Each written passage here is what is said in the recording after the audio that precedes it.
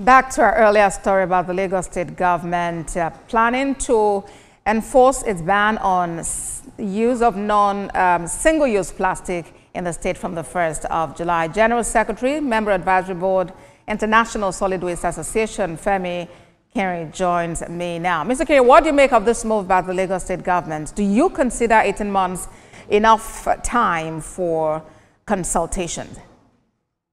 Well, as much as I would say that it is a good initiative, but then what comes to mind is that is about the timing, the duration that is given to the people to be able to metamorphosize from what we have been used to for decades into a new arrangement.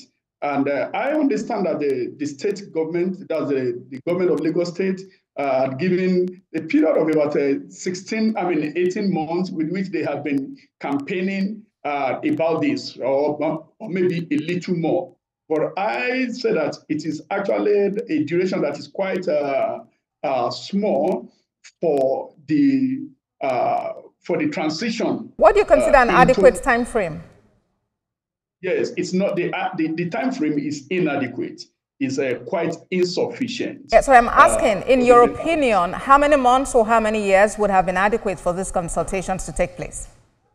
Well, as much as the danger that is posed by the single-use plastic is actually enormous, but I would have thought that between 3 to 5 years would have been sufficient to help the people. Number one, the stakeholder engagement, even in the formulation of the policy, would be a good idea. They're moving from there, beginning to sensitize people and facing this thing out in phases. It couldn't have been something that we just come and say, okay, we are stopping it once and for all.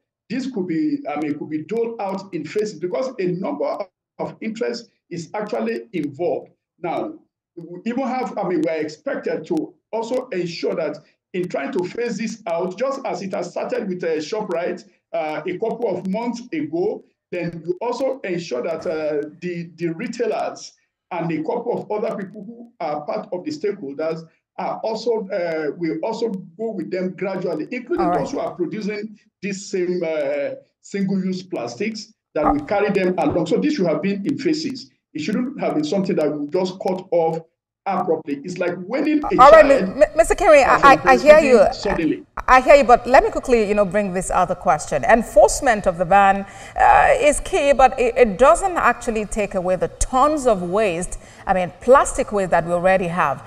What do you suggest as, the best way to first clean the field, which has already left, Lagos severely polluted? And how do we get Lagosians and by extension Nigerians to embrace healthy waste disposal habits? Okay, now as much as we understand the fact that the waste, the single-use plastic that is in the environment, that is polluting the environment, is actually much, and of course it's not what we can actually clean in 1 day, in 2 months, in 3 months. And of course, if the cleanup begins and we do not stop the reproduction of the same pollutants into the system, then the cleanup will never end. We understand that.